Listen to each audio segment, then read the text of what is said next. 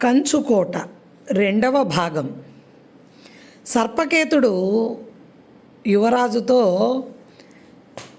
సూర్యవర్మను చంపటం చాలా తేలికని, అందుకు అవసరమైన బలగం తన వెంట ఉన్నదన్నాడు. అప్పుడు గుణవర్ధనుడు, మీరు ఈ పని విజయవంతంగా నెరవేర్చగలిగితే ఏదో ఒకనాడు మీరు కోరిన సహాయం చేస్తాను. బలవంతుడైన సూర్యవర్మ ఆటంకం లేని నాడు నేను రాజు కావటం నిజం అన్నాడు. అందులో సందేహం లేదు. అలా జరుగుతుందని ముందుగా ఊహించే నేను సూర్యవర్మ సంస్థానాన్ని ఆక్రమించుకునేందుకు అవసరమైన వ్యూహం ఆలోచించి ఉంచాను. అతడి మరణ వార్త తెలియగానే నా సైన్యం ఆ సంస్థానం మీద పడి ఆక్రమించుకుంటుంది. అందుకు సూర్యవర్మ కొడుకు చంద్రవర్మ పెద్ద ఆటంకమేం కాదు. నా సైన్యమంతా మామూలు పౌరులు ధరించే ఉడుపులు ధరించి వీరపురం కోటను ఆక్రమించుకుంటారు. యశోవర్ధన మహారాజుకు అది క్రూరుడైన సామంతుడి మీద సంస్థాన ప్రజలు చేసిన తిరుగుబాటుగా కనిపించేటట్లుగా చూడాలి అన్నాడు సర్పకేతుడు. అందుకు అవసరమైన సహాయం నేను చేస్తాను. సూర్యవర్మ ప్రజాకంటకుడని మా తండ్రి గారితో సమయం చూసుకొని చెప్తాను. అతడి హత్య వీరపుర సంస్థాన సరిహద్దుల్లోనే జరగటం దీన్ని బాగా బలపరుస్తుంది. మిగిలిన ఏర్పాట్లు మీరు చేయండి అన్నాడు గుణవర్ధనుడు. గుణవర్ధనుడి మాటలు సర్పకేతుడికి చాలా ఉత్సాహాన్ని కలిగించాయి. బలవంతుడైన సూర్యవర్మ ఆటంకం తొలగిన నాడు గుణవర్ధనుడిని మాహిష్మతి నగర రాజును చేయడం ఏమంత కష్టం కాదని అతడికి తోచింది. సూర్యవర్మను హత్య చేసిన తరువాత తను వీరాపుర సంస్థానాన్ని తన సంస్థానంలో కలుపుకోవడమే కాక మాహిష్మతి రాజాస్థానంలో గొప్ప పలుకుబడిని సంపాదించవచ్చును అనుకున్నాడు. ఈ విధంగా సూర్యవర్మను హత్య చేసేందుకు కుట్ర పన్నిన సర్పకేతుడు హడావిడిగా రాజధాని నగరం వదిలి తన అనుచరులతో వీరపుర సంస్థాన సరిహద్దుల్లో పొంచి ఉండి సూర్యవర్మ రాక కోసం ఎదురు చూడసాగాడు. సూర్యవర్మకు తన మీద జరుగుతున్న కుట్ర విషయం ఏమీ తెలియదు. అతడు కొద్దిమంది అనుచరులతో సేవకులతో కలిసి ఆ సాయంకాలమే తన సంస్థానానికి బయలుదేరాడు. మధ్యదారిలో ఆ రాత్రికి ఒక చోట మజిలీ చేసి సూర్యోదయం కాగానే మళ్ళీ ప్రయాణం సాగించాడు. ఆనాటి సూర్యాస్తమయ సమయానికి సూర్యవర్మ తన సంస్థాన సరిహద్దులను చేరాడు. ఆ ప్రాంతమంతా కొండల చిట్ట అడవులమయంగా ఉంది. ఏ ప్రమాదాన్ని శంకించని సూర్యవర్మ తన గుర్రాన్ని నిర్భయంగా ముందుకు నడుపుతూ తను యువరాజు విషయంలో స్వీకరించనున్న కొత్త బాధ్యతల గురించి ఆలోచిస్తున్నాడు. కానీ హఠాత్తుగా కొండ గుట్టలలో చిన్న కలకలం బయలుదేరింది. సూర్యవర్మ ఆ ధ్వని వింటూనే గుర్రాన్ని ఆపి వెనుదిరిగి తన అనుచరులకేసి చూసేంతలో రాళ్ల వెనక నుంచి చెట్ల వెనక నుంచి సామాన్య పౌర దుస్తులు ధరించి అనేక మంది సాయుధులైన రౌతులు భీకరంగా అరుస్తూ సూర్యవర్మ మీద పడ్డారు. సూర్యవర్మ రెప్పపాటు కాలంలో వర నుంచి కత్తి దూసి శత్రువులను ఎదుర్కొన్నాడు. కానీ ఆ సరికే తన అనుచరుల నుంచి వేరు చేయబడ్డాడు. 10-12 మంది సాయుధులు భీకరంగా అరుస్తూ మూకుమ్మడిగా అతడి మీద విరుచుకుపడ్డారు. అయితే సూర్యవర్మ తను శత్రు వ్యూహంలో చిక్కుకున్నానని గ్రహించాడు. ఆ శత్రువు ఎవడో కూడా అతనికి అర్థమైంది. నరకండి, చంపండి, సూర్యవర్మ ప్రాణాలతో బయటపడితే మీ ప్రాణాలు దక్కవు అన్న మాటలు అతనికి వినిపించినాయి. ఆ కంఠస్వరం సర్పకేతుడిదని అతడు వెంటనే పోల్చుకున్నాడు.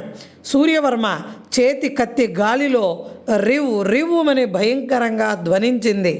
ఎదురుగా ఉన్న శత్రు సైనికుడి తలతో పాటు పక్కగా ఎదురొచ్చినటువంటి శత్రువు కుడి చేయి కూడా ఒకే దెబ్బకు గాలిలో ఎగిరి దూరంగా పడినాయి. కానీ అదే సమయంలో మరి 4 శత్రు సైనికులు మూకమడిగా అతనిని చుట్టుముట్టారు. సర్పకేతుడు భీకరంగా అరుస్తూ తన సైనికులను హెచ్చరిస్తున్నాడు. తనకు మృత్యువు తప్పదని సూర్యవర్మ అనుకున్నాడు.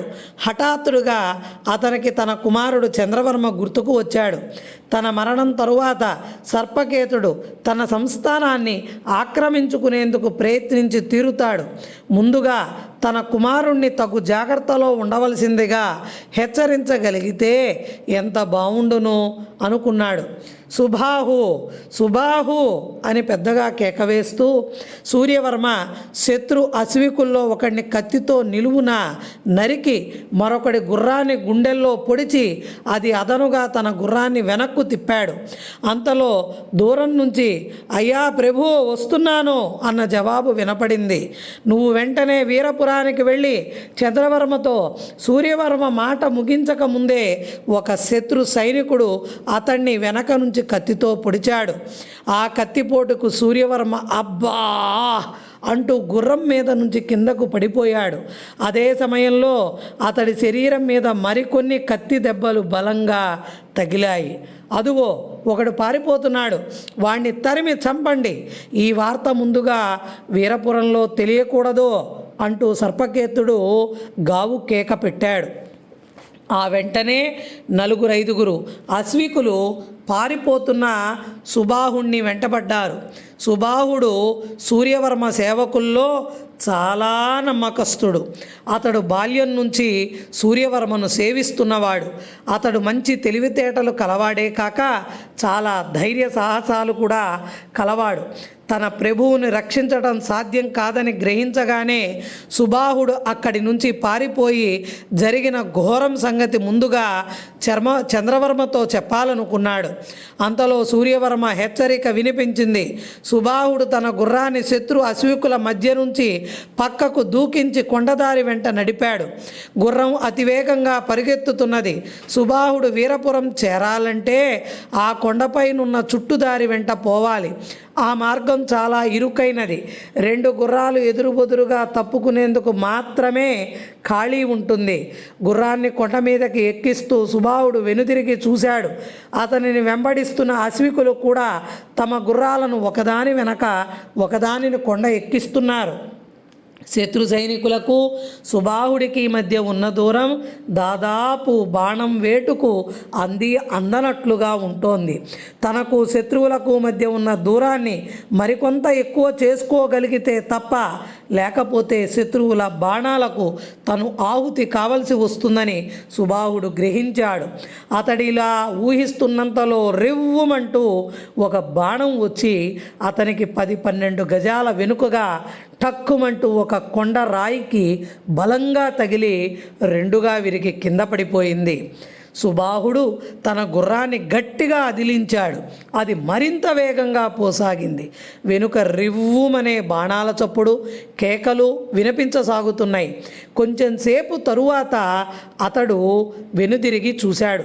శత్రు సైనికులకు అతడికి మధ్య ఉన్న దూరం మరికొంత ఎక్కువయింది. కానీ వాళ్ళు వదిలేలా లేరు. అతన్ని అనుసరించి గుర్రాలను నడుపుతూనే ఉన్నారు. మెలికలుగా కొండను చుట్టి ఉన్న ఆ సన్నని మార్గం వెంట సుబాహుడు తన గుర్రాన్ని జాగ్రత్తగా నడుపుతున్నాడు. అతడికి కుడివైపున ఉవ్వెత్తుగా లేచిన కొండగూడ, ఎడమవైపున అగాధం లాంటి పల్లము ఉన్నాయి. గుర్రం కాలు ఏమాత్రం పట్టు తప్పినా తను అగాధంలో పడిపోయి తునాతునకలవడం తప్పదు. అంతేకాక క్రమంగా చీకటి కమ్ముకుంటోంది. మార్గం కూడా స్పష్టంగా కనిపించడం లేదు. కానీ తనను శత్రువులు వెంబడిస్తున్నారన్న సూచనగా గుర్రాల సకిలింపులు, వాటి గిట్టలకు తగిలి దిగువ అగాధంలోకి జారుతున్న రాళ్ల ధ్వని వినిపిస్తూనే ఉంది. కొంతసేపటికి బాగా చీకటి పడి చంద్రుడు ఉదయించాడు. కొండ మార్గం మరింత మెలికలు తిరుగుతోంది. అలాంటి సమయంలో సుబాహుడికి హఠాత్తుగా శత్రు అశ్వికులు అగాధానికి అవతల ఉన్న దారి మీద కనిపించారు. అంతకుముందు అతడు ఆ మార్గాన్నే వచ్చాడు. మధ్య అగాధం ఒకటి వారిని వేరు చేస్తున్నా అడ్డదారిన చూస్తే వాళ్ళు అతడికి చాలా సమీపంలో ఉన్నారు. ఇప్పుడు వాళ్ళు బాణాలు ప్రయోగించేందుకు మంచి అవకాశం అనుకుంటూ సుబాహుడు గుర్రం మీద నుంచి దిగబోయేంతలో రివ్వుమంటూ ఒక బాణం వచ్చి గుర్రం డొక్కలో బలంగా తాకింది. గుర్రం ముందు 2 కాళ్లను గాలిలోకి ఎత్తి పెద్దగా ఘోషించి గుడ్డిదానిలా కుడివైపునున్న కొండ అంచును తలతో ఓసారి ఢీ కొట్టి దభీమంటూ పక్కకు పడిపోయింది. దానితో పాటు సుబాహుడు కూడా కిందికి పడిపోయాడు. మరుక్షణం గుర్రం పెద్దగా సకిలించి అగాధం వైపుకు దొర్లింది. రికాబులో కాలు చిక్కుకున్న సుబాహుడు కూడా దానితో పాటు అగాధం కేసి ఏడవపడ్డాడు.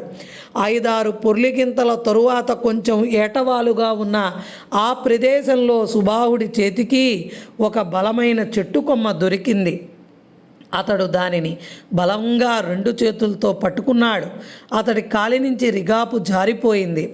గుర్రం పెద్ద ధ్వనితో రాళ్ల మీదుగా మరికొంత దూరం దొర్లుకుంటూ పోయి పెద్ద శబ్దంతో దిగువనున్న అగాధంలో గుర్రం పడిపోయింది.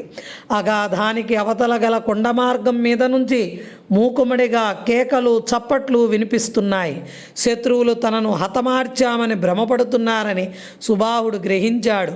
గుర్రంతో పాటు తను కూడా అగాధంలో పడి చిన్న భిన్నమైపోయాడని వాళ్ళు భావిస్తున్నారు. సుబాహుడు చెట్ల కొమ్మలలోనున్న చోటునే కదలక మెదలక ఉండిపోయాడు. ఆ ప్రదేశం కొంత చీకటిగా ఉన్నా తెల్లని చంద్రకాంతిలో తను కదిలితే శత్రువులకి స్పష్టంగా కనపడతాడు. కథ ఇంకా ఉంది. తదుపరి భాగంలో తెలుసుకుందాం.